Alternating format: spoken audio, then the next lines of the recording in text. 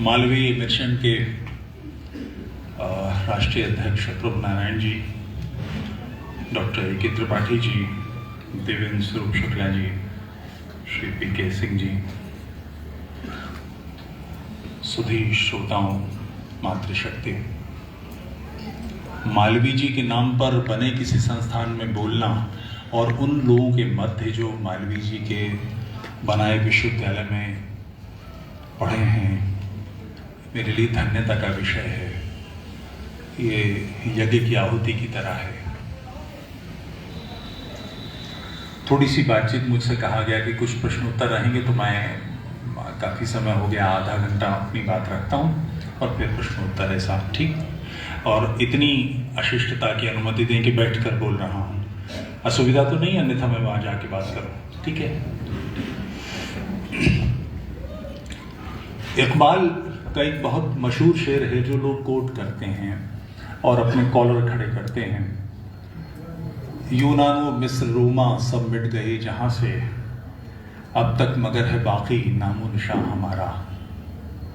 एक तो पहले स्पष्ट कर दूं कि ये शेर जिस संदर्भ में कि हम भारतीय संस्कृति मिटती नहीं, उस संदर्भ में बिल्कुल नहीं है। ये इकबाल की गजल है, चीनो अरब हमारा, हिंदुस्तान हमारा, मुस्लिम है हम, वतन है सारा जहां हमारा। वो इस्लाम के पक्ष में से कहता है। और हमारे बौड़ों लोग, क्षमा करेंगे शब्द के लिए, मगर आज कई सारी प्रतिमाएं भंग करनी है मैंने, और मैं इसी कार्य के लिए आया हूं, तो मैं लोगों के नाम लेकर ही बात करूंगा कि जिन्हें बिल्कुल समझ नहीं है, शत्रुबोध ही नहीं है, और एक लंबे अरसे से इस संघर्ष में हमारा राष्ट्र उलझा हुआ है। यूनान आज भी है, मिस्र आज भी है, रोम आज भी है, तो क्या मिट गया? यूनान, मिस्र, रोमा सब मिट गए जहां से, मतलब उनकी जो संस्कृति थी, उनका जो मूल स्वरूप था, उनकी जो धारा थी, जो स्रोतस्विनी थी, वो बिल्कुल बदल गई। लोग आज भी हैं, देश आज भी हैं, मगर राष्ट्र यानी देश एक भौगोलिक ढांचा। और बंधु, आवाज आप संभालिए। राष्ट्र, उसमें निवास करने वाला समाज। हो गया? अब बैठ जाइए, अब बिल्कुल हाथ मत डालिएगा, ये बीच बीच में आगे बढ़ाना कम करना मत करिए। बैठ जाइए, अब जो होगा चलने दीजिए। विराजी, कुर्सी नहीं है क्या? तो इधर आ जाइए, उससे दूर हो जाइए। तो कभी किसी की आवाज बढ़ा कर मत करिए। तो किसी भी देश में दो प्रकार के लोग होने चाहिए, एक देशभक्त, एक देशद्रोही। स्वाभाविक है, मैं देशभक्त हूं, मैं ही देशद्रोही, अगर इस देश से द्रोह करूंगा देशद्रोही बनता हूं। तीसरा एक बड़ा वर्ग जो कम से कम भारत में बहुत बड़ी तादाद में है, अराष्ट्रीय है, इननेशनल है, जो इस राष्ट्र को अपना नहीं मानता। इस विषय को यहां तक लाके मैं आगे बात बढ़ाता हूं। 2-3 उदाहरण से बात करूंगा। अभी 3 वर्ष पहले ईस्टर के मौके पर श्रीलंका में बम धमाके हुए। 2 सगे भाइयों ने ईस्टर के मौके पर बम बांध के बॉडी पर और वहां के 5 स्टार 2 अलग होटलों में बम विस्फोट किए, कोई 200-250 लोग मार दिए। ये एक ऐसे व्यापारी जो 5,000 करोड़ का व्यापारी था, और श्रीलंका में 5,000 करोड़ का व्यापारी बहुत बड़ा व्यापारी होता है, छोटा सा देश है। प्रधानमंत्री कार्यालय में सीधा संपर्क था इस व्यक्ति का। उसके दोनों बेटों ने ये कार्य किया। कुछ भारत ने इनपुट दिया, कुछ वहां की इंटेलिजेंस ने काम किया।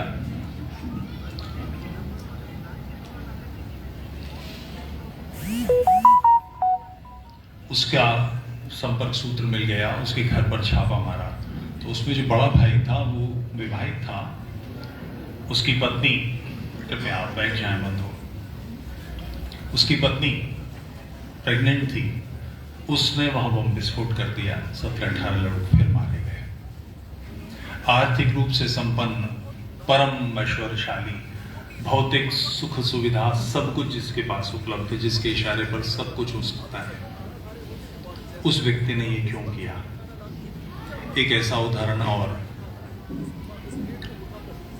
कारगिल वॉर हुई थी, तो कारगिल वॉर में जब ये ऑर्डर दिया गया कि हेलीकॉप्टर से हम ऑपरेट करेंगे,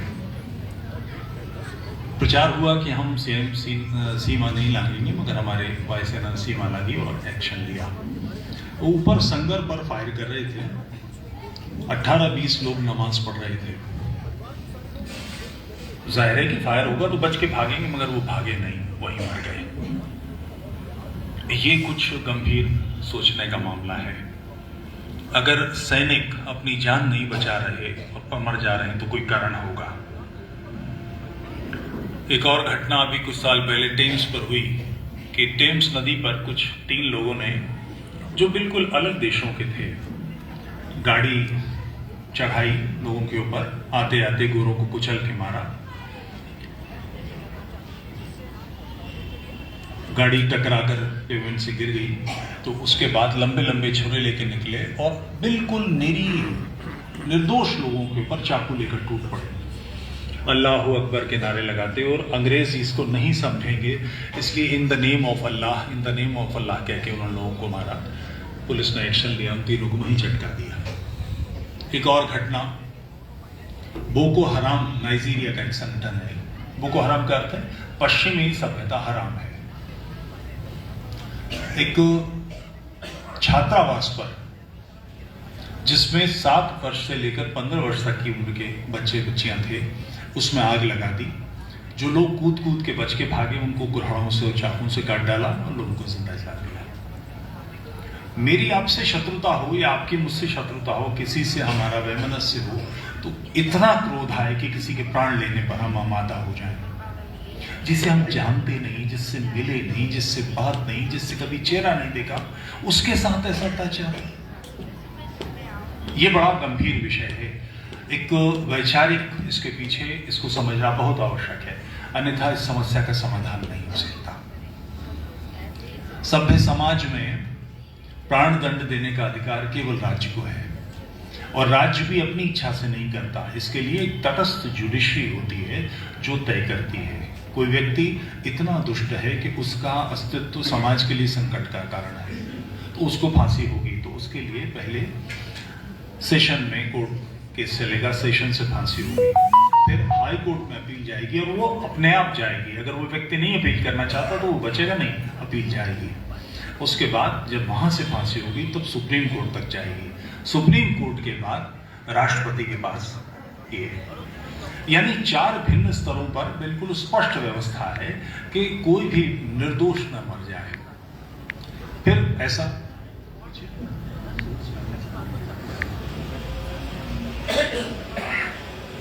इन 4 स्तरों के होने के बाद जो ये ब्रिटिश पीरियड की व्यवस्था है, और ये इतनी विरल है कि भारत में फांसी देने वाला कोई जल्लाद नहीं बचा है। मेरठ के तारा मसीह और यूसुफ मसीह नाम के 2 भाई पिता पुत्र थे। अभी जब ये याकूब मेनन को फांसी देनी पड़ी तो कोई जल्लाद नहीं था भारत में, वो मर गए दोनों, तो उसके बाद नहीं बचा है। ये इतनी विरल व्यवस्था है, तो एक पुलिस वाले को तैयार किया गया। ब्रिटिश पीरियड से व्यवस्था है कि जो प्राण दंड देने वाला है, जल्लाद है, उसको मालूम है कि उसका कोई दोष नहीं है, फिर भी उसको शराब का कोटा मिलता है। फांसी देते समय उसका नशे में होना आवश्यक माना गया।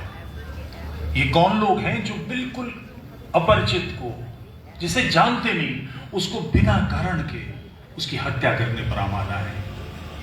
ये बहुत गंभीर मामला है, बहुत गंभीर मामला है।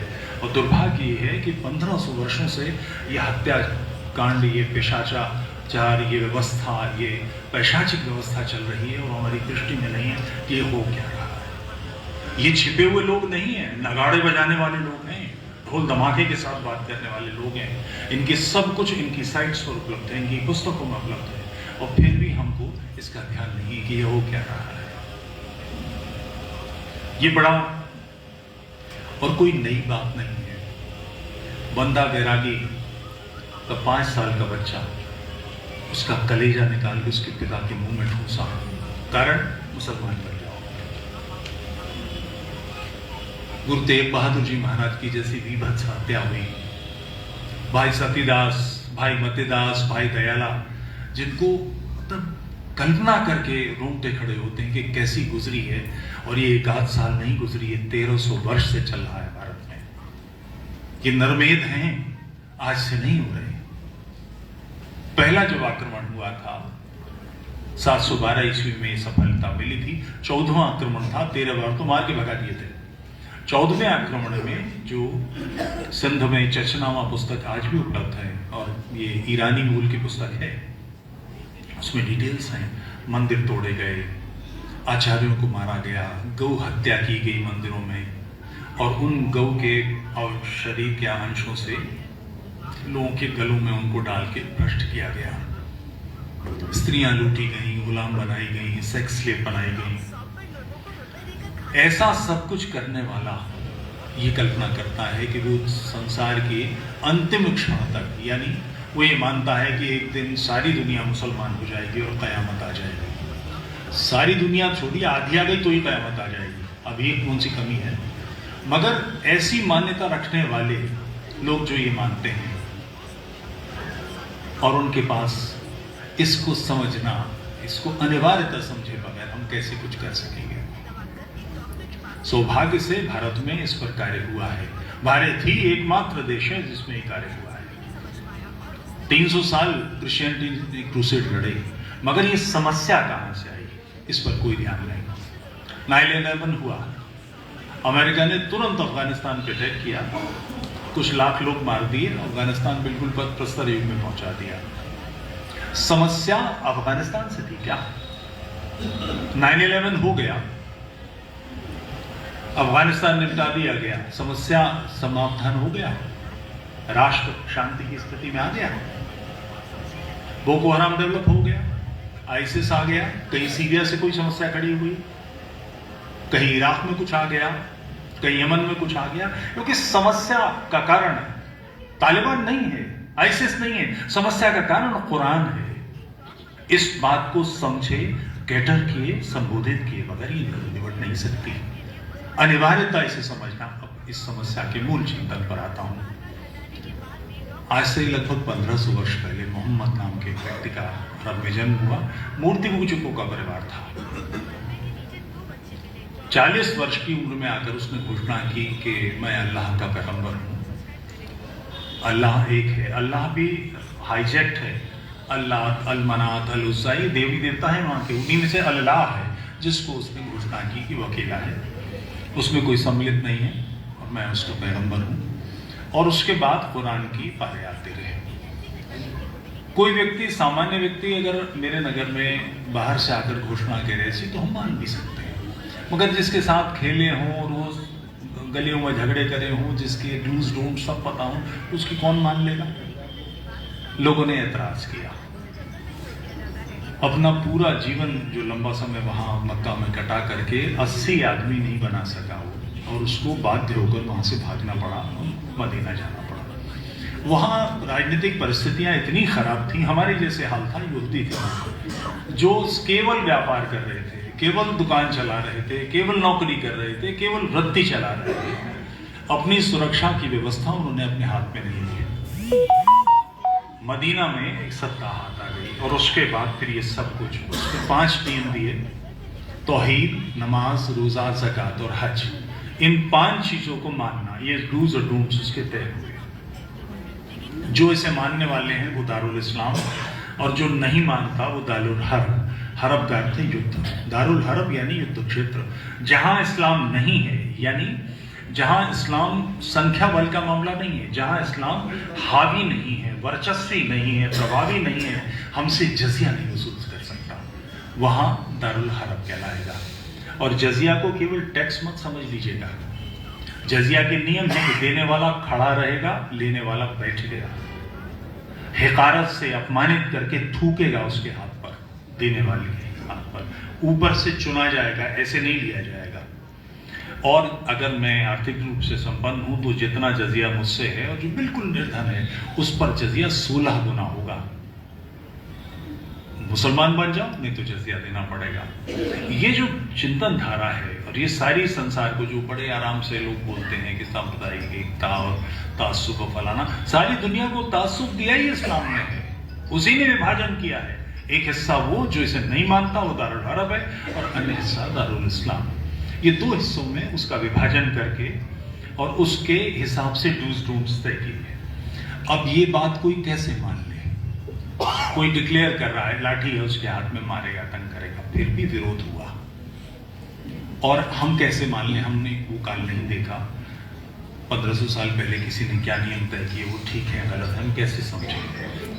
तो उस व्यक्ति के बारे में चिंता करके, उसके बारे में जानकारी करके ये बात समझ में आती है। मैं कुछ सुन्नतें बताता हूं। मोहम्मद, बेसिकली इस्लाम मोहम्मदवाद है। प्रत्येक मुसलमान को जो मोहम्मद ने किया वो अपनी जिंदगी में उतारना, व्यक्तिगत जीवन में उतारना उस पर फर्ज है। इसीलिए पहले मोहम्मडनिज्म कहते थे इसको, और मुसलमान को मोहम्मदन कहते थे कि मोहम्मद की परंपरा पढ़नी पड़ती थी। एक घटना आप में से सीनियर्स को ध्यान होगी, हैदराबाद की थी। इंडियन लाइंस की एक फ्लाइट हैदराबाद से जद्दा या मक्का कहीं जा रही थी। उसमें एक कोई 65-70 साल का बुजुर्ग और उसके बगल में कोई 11 साल की लड़की बैठी थी। वो रो रही थी, तो एयर होस्टेस ने उससे पूछा, तो उसने इंटरवीन किया और उसने कहा ये मेरी बीवी है। तो एक सामान्य मूर्ख हिंदू की तरह उसने तुरंत पुलिस बुला ली कि 65-70 साल के आदमी की 11 साल की बीवी कैसे हो सकती है, और उतार लिया गया। बड़ा हंगामा मचा था, अखबारों में आया था। ये बात 2 दिन 3 दिन तक चली। उसके बाद इससे अगला चैप्टर नहीं सामने आया। वो ये था कि वो शेख अपनी बीवी को लेकर अरब चला गया। कारण ये मोहम्मद की सुन्नत है। मोहम्मद की जब आयु 51 या 52 वर्ष थी, क्योंकि हदीसों में दोनों मिलती हैं, तो मोहम्मद ने 6 वर्ष की आयशा से शादी की थी। आप में से कितने लोग इस बात को जानते हैं? मुश्किल से 15-20 हाथ उठेंगे। लोग समझते हैं कि जैसे कृष्ण वैसे राम वैसे मोहम्मद। 51-52 वर्ष की आयु में 6 साल की आयशा से विवाह करना, और 3 वर्ष बाद जब वो 9 वर्ष की हुई तो उन्होंने यौन संबंध स्थापित किए। ये मुसलमानों पर फर्ज है, करनी है, करना चाहिए। दूसरी एक घटना, इमराना कांड मुजफ्फरनगर का सुना होगा आपने, कुछ साल पहले की बड़ी मशहूर घटना है। इमराना ने सुबह बताया अपने घर के और परिवार के अन्य लोगों को, मोहल्ले वालों को, कि मेरे ससुर ने मेरे साथ रेप किया है। तुरंत पंचायत बुलाई गई, मोहल्ले के सारे लोग इकट्ठे हो गए हैं, वो देवबंद के मुल्ला आ गए। पंचायत हुई, कुछ घंटे चली, और उसके बाद ये फैसला किया गया कि आज से तू अपने शौहर पर हराम हो गई, तेरा पर्दा हो गया, और ये जिसने रेप किया ये तेरा मजाजी खुदा यानी शौहर बनेगा। कोई एक व्यक्ति करे तो कह सकते हैं पागल है, दिमाग खराब इसका। पूरी पंचायत, मुल्ला सारे कैसे? ये भी मोहम्मद की सुन्नत है। मोहम्मद ने अपनी पुत्र वधू को, जो उसकी कजन भी थी, जैनब नाम, जैद उसका पति था जो गोद लिया हुआ बेटा था। कुरान में एक आयत है जैद के नाम से कि तुम पर आज से तुम्हारे माने हुए रिश्ते मंसूख हुए, रद्द हुए। ये जानकारियां कितने लोगों को हैं? लोग नहीं जानते। जो 1500-1300 वर्ष से इस देश में हाहाकार मचाए हुए हैं, उनके सत्य से हम परिचित नहीं है। हमें धेला नहीं मालूम कि क्या हो रहा है। मैं एक और बहुत, आपने 12 वफात देखा होगा, बड़ी चर्चा होती कि मोहम्मद इस दिन अल्लाह मियाँ से मिलने 7वें आसमान पे, बुराक नाम का एक घोड़ा, गधा या खच्चर, इनका वो क्रॉस था, और वो फीमेल थी, उस पर बैठकर गए। उसके सुम इतनी दूरी थी कि एक बार एक सुम भरता था तो 1000 मील का फासला तय करता था। बहरहाल मोहम्मद 7वें आसमान पे अल्लाह मियाँ से मिले, सारे पर्दे उठ गए और अल्लाह से बातचीत हुई। भारत में कैसे कैसे जोरदार काम हुए हैं। पंडित रामचंद्र देलवी का एक शास्त्रार्थ मुझे याद आता है, मैं बताता हूं आपको। तो मोहम्मद ने लौटते समय बताया, हाँ ये बड़ों का नाम है, तो पंडित रामचंद्र देलवी, ये तो सियालकोट में पाकिस्तान के जो बिल्कुल गढ़ थे वहां ताल ठोकते थे, और किसी की मजाल नहीं थी कि इनका हाथ पकड़ सके। तो वहां से जब अल्लाह को देखा तो हदीस में है कि एक तख्त पे अल्लाह बैठा है और 1000 मील के फरिश्ते उस तख्त को उठाए हुए हैं। पंडित रामचंद्र देलवी ने शास्त्रार्थ में प्रश्न किया, 3 प्रश्न किए। मौलाना सनाउल्लाह अमृतसरी थे सामने, क्षमा करेंगे थोड़ा सा अभद्र शब्द है मगर संज्ञा है। कि ये जिस तख्त पे अल्लाह बैठा है मौलाना, ये अल्लाह के बराबर है, अल्लाह से छोटा है या अल्लाह से बड़ा है? अगर ये अल्लाह से बड़ा है तो अल्लाह से तख्त बड़ा हो जाएगा, तो अल्लाह छोटा हो जाएगा। बराबर है तो द्वैत हो गया, दो हो गए बराबर की चीजें। और अगर छोटा है तो अल्लाह के चूतर लटक जाएंगे। ये शास्त्रार्थ है। मौलाना अपना तामटंडीरा उठा के वहां से भाग लिए, मगर इस चिंतन को दहाड़े मार के जवाब देने का परिणाम है कि मलकाना शुद्ध हुए, एक बार में 4 लाख मुसलमान हिंदू बने। ये आगरा की पूरी बेल्ट सुधर गई। चुनौती तो देनी पड़ेगी। बहरहाल जो वो लौट रहे थे नीचे, तो उन्होंने जो जन्नत में देखा उसका वर्णन करता हूं। मोहम्मद ने कहा है कि वहां एक फरिश्ता देखा जो आधा आग का था और आधा बर्फ का था। अब कल्पना करें किसी निर्माता की जो ऐसी निर्मित करता है जिसमें आधा ही आग हो और आधी बर्फ हो, उससे क्या मिलेगा? उसे क्यों करेगा? बावला भंग भी ली, कल बैठे बैठे गप्पे लड़ा रहा है। मगर ऐसी ही बातें हैं ये दीन में। एक ऐसा फरिश्ता मिले जिससे कैलकुलेटर हो तो जरा देखिए, कैलकुलेट करके बताइए। 70,000 मुंह है, 70,000 सर, हर सर में 70,000 दहन है, मुंह, हर दहन में 70,000 जबान है, टंग, और हर जबान से 70,000 डिफरेंट लैंग्वेजेस में वो फरिश्ता अल्लाह की हमदो सना कर रहा है, उसकी स्तुति कर रहा है। 70,000 इंटू 70,000 इंटू 70,000 इंटू 70,000, हाँ 100% हो जाएगा। मगर ये अल्लाह फेल नहीं हुआ, और जिसने इतनी बड़ी हाँक दी उसको समझ में नहीं आया कि क्या बोल रहा है। अल्लाह ऐसे फरिश्ते को क्यों बनाएगा?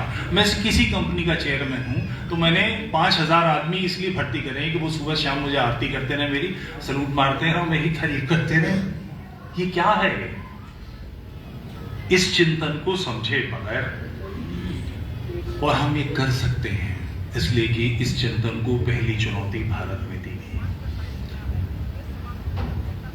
ऋषि दयानंद प्रकट हुए, सत्यार्थ प्रकाश की उक्ति जो पुस्तक है उसका 14वां संवलना परख से उड़ा दिए हैं।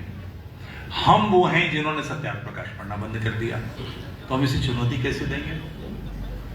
उमर गौतम एक आदमी पंतनगर का छात्र रहा है, इस वक्त तकरीबन 50 से 60 करोड़ का आदमी है, उसमें 5,000 लोगों को भ्रष्ट किया है। ये कौन से लोग हैं जिन्हें यही तय नहीं, जिनको यही नहीं मालूम है कि क्या हमारे लिए उपासनीय है, कौन हमारा उपास्य होना चाहिए, हम किसको प्रणाम करें, किससे सब कुछ। को न हो हमें कहानी, चेरी छाने नहीं हो रानी, तो फिर होगा क्या? डूज डोंट्स बिल्कुल क्लियर होने चाहिए कि ये नहीं करना है, ये गलत है।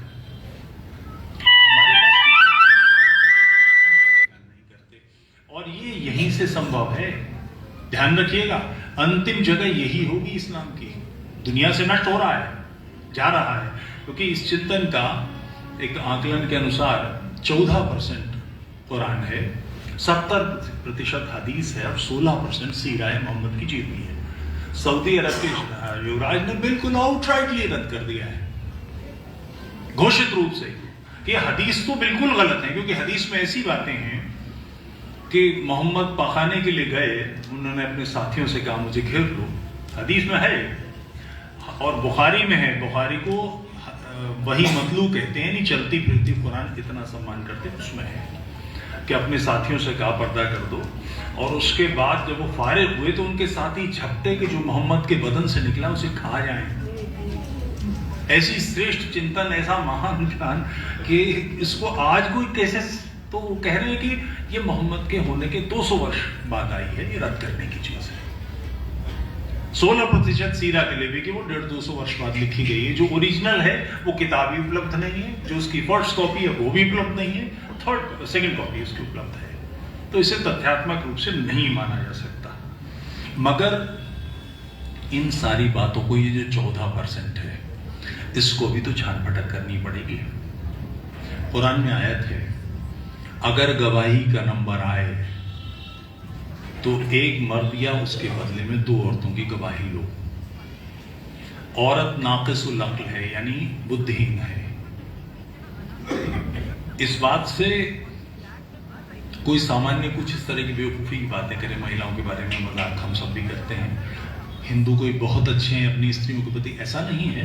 मगर आधिकारिक आदेश नहीं है, मनुस्मृति नहीं कहती, वेद नहीं कहता कि जो जिसको चैलेंज न किया जा सके।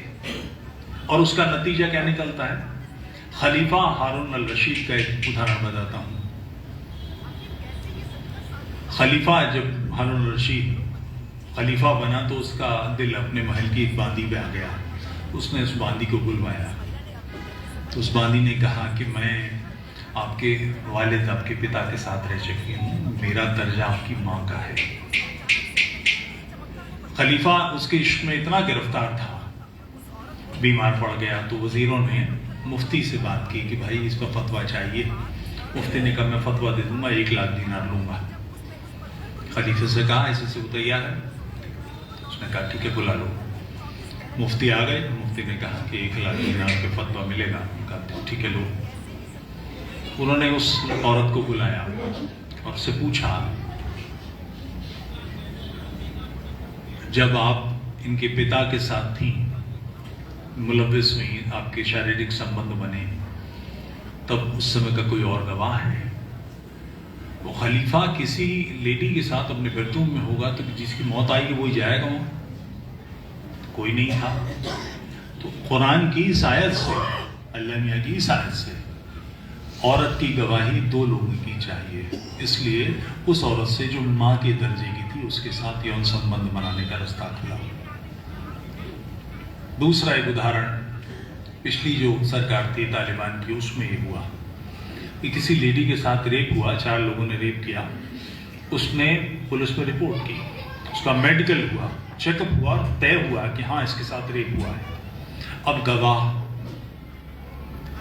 अगर गवाह होंगे तो क्या रेप मुमकिन है?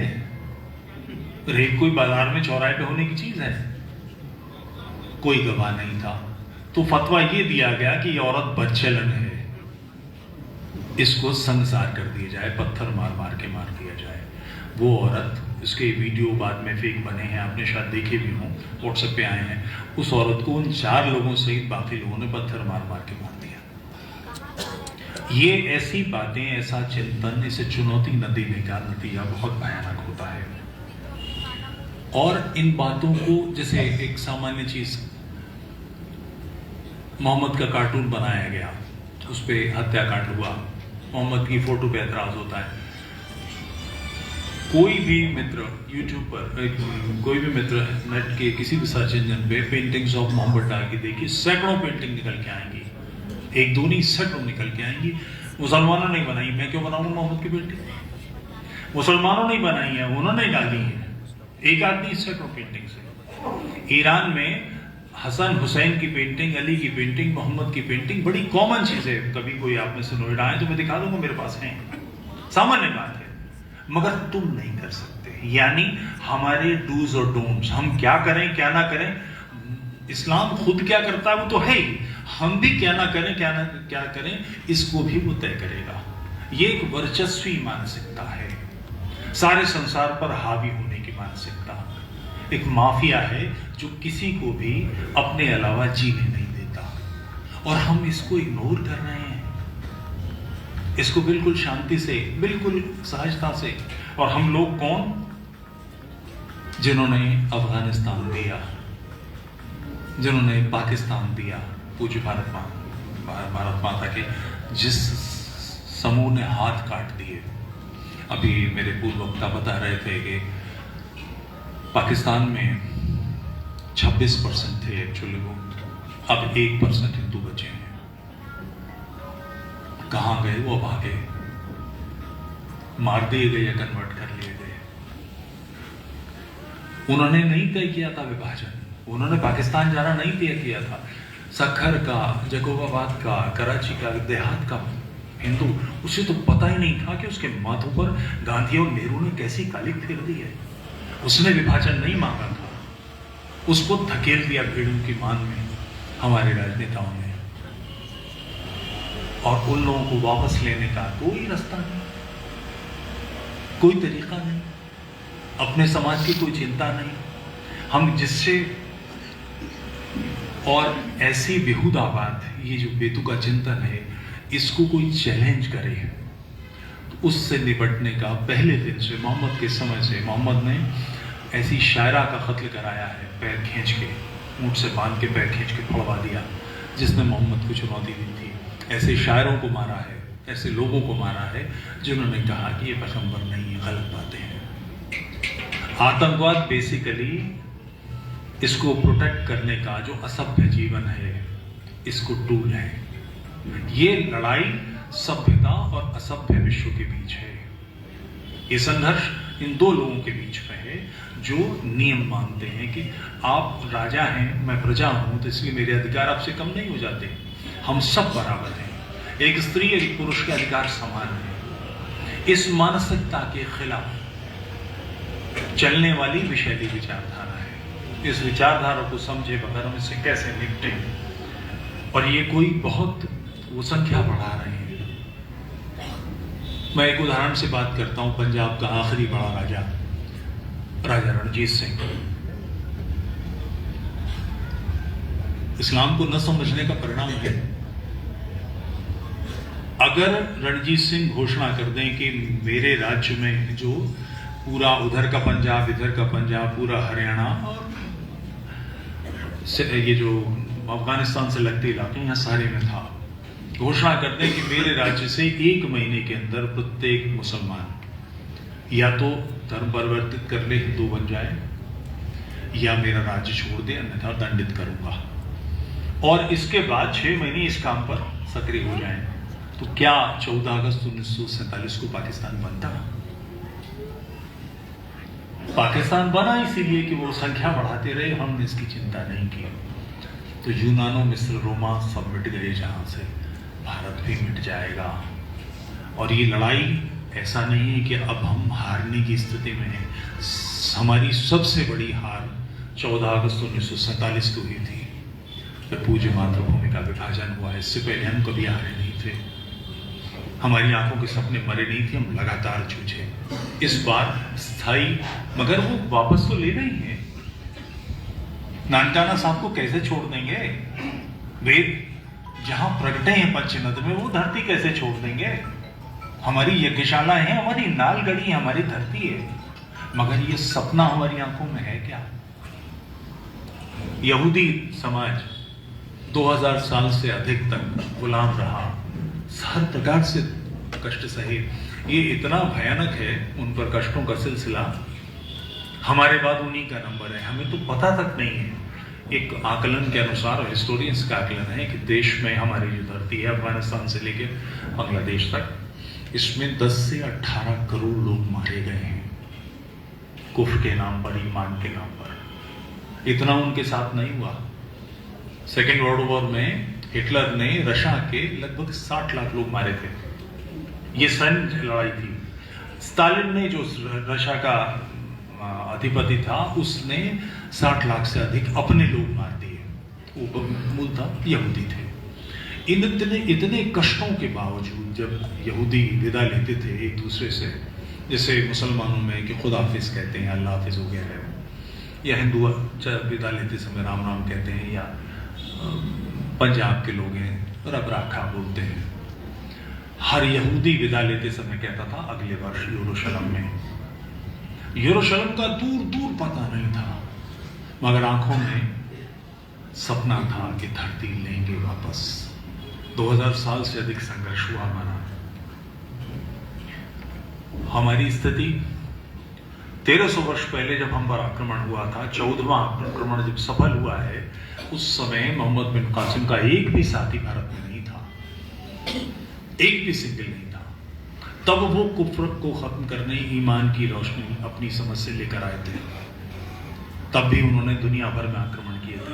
हम अपनी धरती पर हैं, ये हमारी परंपरा है, हमारी ताती है। हमने कभी किसी को कष्ट नहीं दिया, अकारण किसी को दुख नहीं दिया। उसके बावजूद हम अपने समाज को, अपने राष्ट्र को, अपनी धरती को, इसकी कोई चिंता नहीं, बिल्कुल इसका विचार ही नहीं। इस सारे सिलसिले को पलटना पड़ेगा, और इसके लिए जो आवश्यक काम है, अब मैं एक जो जरूरी काम है मुझसे कहा गया है, मैंने कहा था मैं सच बोलूंगा, हिलाता हूं मैं। इतिहास बोध नहीं है, शत्रु बोध नहीं है। ये इतनी आप लोगों के लिए, शायद कई लोगों के लिए नई चीज होगी। 1857 की जो सबसे बड़ी लड़ाई है वो दिल्ली में लड़ी गई और लखनऊ लड़ी गई। 1857 देश की आजादी की लड़ाई पढ़ाया जाता है। दिल्ली में यदि मुगल अंग्रेज हार गए तो दिल्ली में स्थापित कौन होगा? बहादुर शाह जफर। ये वो परंपरा है जिससे 300 साल हमारे पूर्वज लड़े। मराठे, सिख, जाट, गुर्जर, राजपूत, इन्होंने 300 साल लड़ाई लड़ी कि यहां इस्लामी सत्ता स्थापित न हो। 1857 मूलतः इस्लामी सत्ता को लाने का षड्यंत्र है। अंग्रेज हारेंगे तो दिल्ली फिर से मुसलमान की हो जाएगी। राष्ट्र की समझ नहीं है। लखनऊ, अगर अंग्रेज हार गए तो लखनऊ किसके हाथ में जाएगा? यह भी नहीं दिखता। राष्ट्र क्या है? अब मुझे नाम लेकर, मैं नाम नहीं लेता, मगर घटना बताता हूं। प्लासी की लड़ाई, एक हमारे वरिष्ठ व्यक्ति हैं, उनका बड़ा तेजस्वी भाषण है। कहते हैं कि प्लासी के मैदान में जितने लोग रणभूमि में लड़ रहे थे उससे अधिक लड़ाई का परिणाम सुनने के लिए युद्ध भूमि के बाहर खड़े प्रतीक्षा कर रहे थे। देश के भविष्य का फैसला होने जा रहा था। देश का भविष्य, एक तरफ कौन था? सिराजुद्दौला, दूसरी तरफ क्लाइव। देश कहां है इसमें? नया डकैत पुराने डकैत से लड़ाई कर रहा है। जो 200 वर्ष पहले आया था वो डकैत एक तरफ और एक तरफ हमारे, ये देश का भविष्य है और ये हमारे माथे के ताज हैं। इतने बड़े लोग हैं, नहीं ये भी समझ नहीं है। वो जो बाहर खड़ा था वो मैं था, वो आप थे, ये राष्ट्र था जो प्रतीक्षा कर रहा था कि इस पिशाच को कोई मार दे तो कम से कम मेरी बहू बेटी तो सुरक्षित हो। अंग्रेज टैक्स लेगा हमसे। रानी भवानी, सेठ गोविंदास, सेठ जगत, जिन लोगों ने अपना पैसा देके सिराजुद्दौला के सेनापति को तोड़ा, अंग्रेजों के पक्ष में किया, वो कारण ये था कि इनके घर की लड़कियां उठवाई थी हरामजादे ने। हमें अपने शत्रु को ये बोलने में भी संकोच है। आज जिसने आक्रमण किया वो आक्रमणकारी, 300 साल पहले जो कब्जा जमा के बैठ गया वो घर का हिस्सा। मैंने एक लेबर बुलाई अपना मकान बनाने के लिए। उन्होंने दीवार बहुत अच्छी बनाई मगर 2 कमरे उन्होंने कब्जा कर लिए। तो क्या मैं ये कह सकता हूं कि काम तो बहुत अच्छा किया इन्होंने? क्या मैं बोलूंगा? जो राष्ट्र पर कब्जा करके बैठ गए, ये जो किले जिनको हम बहुत इतिहास कहते हैं उत्तर भारत में विशेष रूप से, आपको जानकर अजीब सा लगेगा। दिल्ली को केंद्र बनाकर 100 किलोमीटर की परिधि में एक भी मंदिर 100 साल पुराना नहीं मिलेगा। एक भी मंदिर। सारे हत्यारे मारे, हमारे प्रत्येक पुस्तकालय को जलाया, हमारी बहु बेटियों को 2-2 दीनार में बेचा। दोख्तर हिंदुस्तान 2-2 दीनार, ये आज भी वहां लिखा हुआ है। हमारा इतिहास बोध मर गया है। मुझे नहीं लगता कि वो मेरी परदादी थी जो बिकी। मुझे लगता है मेरा क्या लेना देना हो सियालकोट के लोगों से, पंजाब के लोगों से। वो मेरे घर के लोग हैं, मेरी बेटी है, मेरी बहन है। जब तक ये आग हम में नहीं आएगी हम राष्ट्र की इस स्थिति को बदल नहीं सकते। और इसमें कहीं कोई संकोच किसी तरह का नहीं है। हम अपने राष्ट्र को, अपने सत्य को, अपनी धरती को, इसके पक्ष में खड़े हैं। हम किसी की धरती छीनने नहीं जा रहे, किसी के घर को छीनने नहीं जा रहे। ये अलग बात है कि जिसे उन्होंने बुद्ध कहा है, वो बेसिकली बुद्ध, भगवान बुद्ध की मूर्ति है, वो भी हमारे घर के लोग हैं, वो धरती भी हमारी है, हमसे बाहर नहीं है। मैं आजादी का जो महोत्सव है 75वां, इसकी बातें कही जा रही हैं, मुझे अच्छा भी लगता है मगर मुझे लगता है सोचना चाहिए ये 75वां महोत्सव हमारी पराजय का है। हम 1/3 से अधिक भारत गंवा बैठे गए थे। अब ये स्थिति तो पर समस्या है, ये बात तो हम सब कर ही सकते हैं। किसी के मन में भी जो थोड़ा सा सजगो आएगी, करें क्या? एक आम आदमी क्या करे, मैं क्या करूं, आप क्या करें, करनी क्या है, इसके सूत्र पर बात करता हूं। समस्या हमारी संख्या का धर्मांतरण है। धर्मांतरण राष्ट्रांतरण होता है। संख्या हमारी इधर से उधर जाते ही सब सारा जैसे एक नाम आज चर्चा में आया और मुझे बहुत अच्छा लगा कि ये नाम लिया गया, पूज्य हलाकू खान। चंगेज खान के बारे में कोई बताएगा कि उनका धर्म क्या था, किस मजहब के थे? कान लगभग ठीक है। बौद्ध और जो गोरख पंथ की परंपरा है, इसका मिला जुला रूप था। वो भ्रष्ट किस्म के हिंदू थे। उनका पोता हलाकू खान, हलाकू कान, हाँ कान है। कान का मतलब 10,000 घोड़ों का सरदार। कान, ये है कान। बगदाद के खलीफा के साथियों ने मूर्तियां तोड़ी बुद्ध की, तो उन्होंने कहा इनको तो सजा देंगे। तो उन्होंने कहा ये तो ईमान है, कुफ्र को मिटाना हमारा फर्ज है, तो बुत परस्ती खत्म करेंगे। हलाकू खान ने हमला कर दिया। वो दवाई जो उन्होंने सारी दुनिया को पिलाई थी, इस बार उन्हें पिलाई गई। बगदाद पूरा काट डाला गया, कोई एक चीज नहीं छोड़ी, कोई चलने फिरने वाला कोई जानवर नहीं, सब मार दो। फिर वही नहीं, हेरात, कंधार, काबुल, ये पूरा इलाका काट दिया गया। इस्लाम थरथरा गया था। हलाकू की तीसरी पीढ़ी का व्यक्ति मुसलमान बन गया। उसके बाद समस्या आई, यानी संख्या बढ़ेगी तो हम हारेंगे, संख्या हमारी बढ़ेगी तो हम जीतेंगे। इसके लिए लक्ष्य, कैसे बढ़ेगी, कोई क्यों आएगा, कोई मुसलमान हिंदू क्यों बने, उसका कोई कारण होना चाहिए। लक्ष्य लेकर चलिए। हम अपनी औलादों को, अपने बेटों को, अपने भाइयों को, अपने भतीजों को तैयार करें इसके लिए कि इस्लामी भगवतियों से विवाह करें। वो वहां तड़पती हैं मगर उनको रास्ता नहीं है, और पूरे सम्मान के साथ, उन्हें विश्वास नहीं है कि हिंदू विवाह करेंगे तो सम्मान के साथ रखेंगे। किसी इस्लामी भगवती का रास्ता खोले। और इसे कठिन मत समझ लीजिएगा, लगभग रोज ही एक दो केस होते हैं दिल्ली में, जिसका मैं और मेरे कुछ मित्र मानते हैं, रोज का ही काम है हमारा।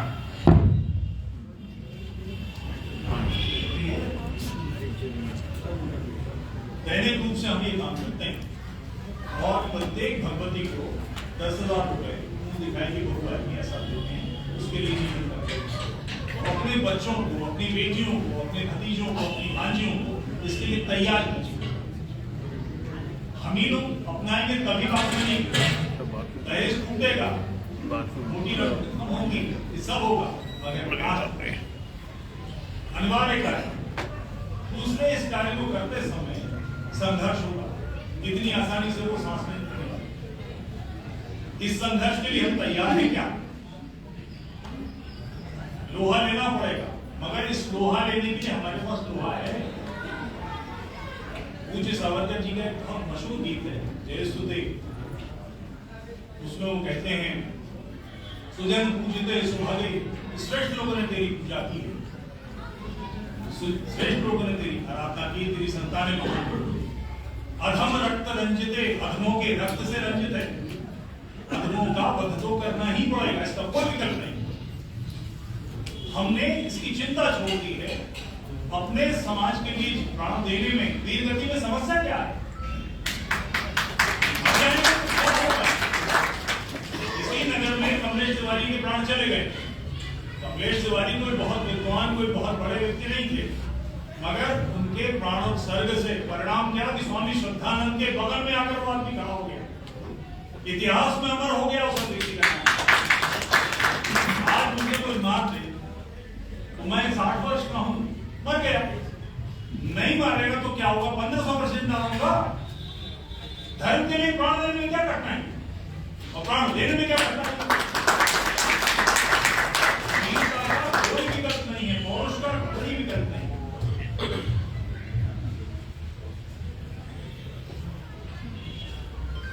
लोहे की व्यवस्था अनिवार्यता कीजिए। प्रत्येक व्यक्ति के पास पौरुष प्रकट करने का कोई साधन होना चाहिए।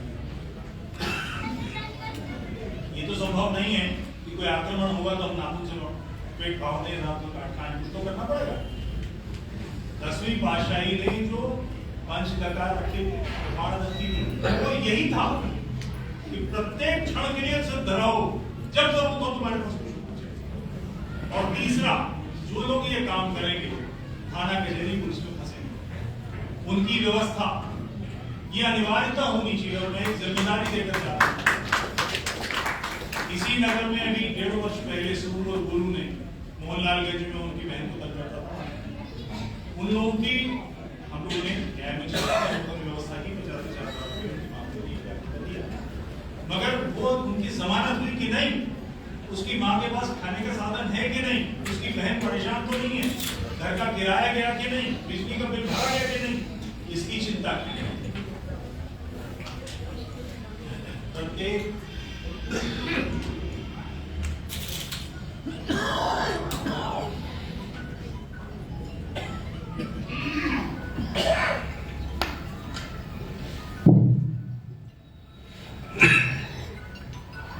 प्रत्येक ऐसे व्यक्ति को जिसने पौरुष व्यक्त किया वो अकेला न पड़ जाए। यहां से उठें, 4 लोग चिंता कीजिए, मोहनलालगंज का केस है, जाकर पता कीजिए, सोनू गुरु का पता लगेगा। ऐसे प्रत्येक व्यक्ति की चिंता कीजिए। 2 लोगों की शुद्धि जीवन का लक्ष्य में इस्लाम की समस्या नेस्त नाबूद हो जाएगी। इसका किसी को विकल्प पता हो तो बता दे, इसके अलावा कोई विकल्प हो, एकमात्र इस समस्या का समाधान यही है। मगर इसके लिए उन्हें पास आना होगा। बीज डालिए। कोई उदास पढ़ाई है, कोई कारपेंटर है, कोई इलेक्ट्रीशियन है, कोई छात्र है, छात्रा है, उसके मन में बीज डालिए कि तुम 11 सोमवार को शंकर जी के मंदिर जाओ या 10 रविवार को आर्य समाज के मंदिर में जाकर यज्ञ में भाग लो। हमारे कहने से शंकर जी मानने वाले नहीं और न शंकर जी हमारे कहने से न मानने वाले। हमने अपनी ओर से काम करना है। आप में से कितने लोग हैं, कभी किसी मुसलमान से पूछिए तो वो बताएगा फलाने पीर साहब के पास जाओ, हाँ ये कर, जुम्मे कितनी लेके जा। आप में से कितने लोगों ने मुसलमानों से कहा कि करो। उन्हें ध्यान है कि वो कहां से आए हैं, उनके पूर्वज कौन हैं, उन्हें पता है, मगर ये रास्ता निकलना चाहिए। अनिवार्य क्या रहे, ये रास्ता निकलना चाहिए। अगर आप ये निकाल लेंगे तो समस्या निपट जाएगी। 2 लोगों की शुद्धि लक्ष्य मेरे जीवन का लक्ष्य है। मेरा धन, मेरा वैभव, मेरा पौरुष, मेरी वाणी, मेरी क्षमताएं, मेरा अधिकार जैसे हो 2 लोगों की शुद्धि का कार्य। अपने बच्चों के मन में बीज डालिए। एक शशांक मयंक लव जिहाद नहीं कर सकते, अनवर असलम शशांक मयंक बनेंगे। शशांक मयंक से अनवर असलम नहीं बना जाता। और यहां तो बनने की भी जरूरत नहीं है, वो भगवती चाहती है, इस्लामी भगवती। मैंने एक मजेदार उदाहरण बताता हूँ। हम लोग सेवा करते हैं तो मेरे पास फोन आया हिंदू जागरण मंच वालों का। उन्होंने कहा एक बहू आई है। मैं कहा जाइए। रात के 10 बजे वो 2 लोग आ गए, वो साथ में हमारे कार्यकर्ता। लड़की को देख के मैं चौंका। मैंने उससे पूछा बेटा तेरी उम्र कितनी? उसने कहा 16 साल। तो मैंने कहा कि आज पूरी बारात जेल में। 16 साल की लड़की की तो स्वीकृति भी नहीं चलेगी, 18 से कम में। पूछा तुम क्यों हिंदू बनना चाहे? लड़के से पूछा कि तुझे शर्म नहीं आई, तू 16 साल की लड़की भगा लाया? बोला मैंने भगाया, इसने मुझे भगाया। मैंने लड़की से पूछा बेटा तुमने क्यों तय किया इससे शादी करना? बोले बिंदी नहीं लगाने देते, लिपस्टिक नहीं लगाने देते, बुर्का पहनाते हैं। मेरठ की लड़की। 2 साल उसको रखना पड़ा, व्यवस्था रही, उसके बाद उसका विवाह कराया। इस बात पर कि बिंदी नहीं लगाने देते, लिपस्टिक नहीं लगाने देते, काली बंदूकों भी बनाएंगे, इसके लिए भगवती आने को तैयार है। बशर्ते उनको लगना चाहिए ये श्रेष्ठ जीवन है। वो अपनी सहेलियों को, अपनी बहनों को बताए कि हिंदू से शादी करने का ये परिणाम होता है। कुरान में आए थे बीवियों को पीटने की। हमारा पति हमको पीटता नहीं है, हमारे सास ससुर हमें दुत्कारते नहीं है कि तुम मोटरसाइकिल लेके नहीं आई, फलाना नहीं किया। बहुत प्यार से रहते हैं। वो भगवती एक रास्ता बने, एक दरवाजा खुल जाए ताजा हवा आने का। ये संख्या बदलिए, सब चीजें बदल जाएंगी, सारा कुछ होता चला जाएगा। तो ये जो 14 अगस्त 1947 इसकी 75वीं वर्षगांठ हम मनाएं। 75वीं वर्षगांठ पर हम ये कल्पना करें और विचार करें, इसको सोचें कि अगले 10 वर्ष में वैश्विक स्थिति यह है कि इस्लाम पराभूत हो रहा है, हर जगह इस्लाम मार खा रहा है, वैचारिक रूप से उसको दबोचा गया है। मगर ये जो उसकी भूमि है और ये अंतिम भूमि होगी, यही इसकी सांसें बंद करनी पड़ेगी। अरब कंट्रीज तो निकल रहे हैं उनकी कब्जे से बाहर। हमारे यहाँ सबसे ज़्यादा बवाल खड़ा होगा क्योंकि देवबंद यही है, बरेलवियत यही है, इस तरह के नदवादवाई मदरसे जो ये सारे कलेज काटेंगे।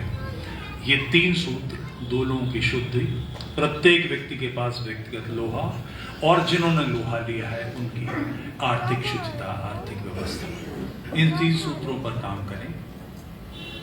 तेरी हालत बदल जाएगी तय है, तेरी हालत बदल जाएगी तय है अगर आंखों में सपना जाग जाए।